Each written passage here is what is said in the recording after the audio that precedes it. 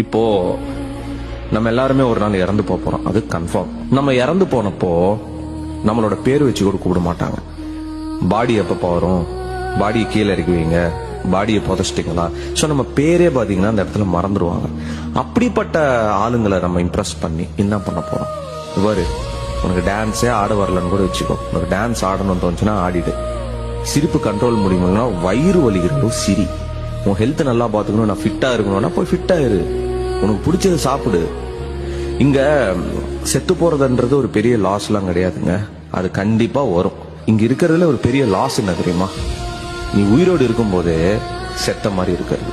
நாளைக்கு நீ செத்து போனதுக்கு அப்புறம் பேரு கூட வச்சு யாரும் கூட மாட்டாங்க. அப்படிப்பட்டவங்களை நீ மோட்டிவேட் பண்ணி இம்ப்ரெஸ் பண்ணி அவங்க முன்னாடி கெத்தான வாழ்ந்து காட்டுறேன் அப்படின்னு சொல்லி என்ன பண்ண போற?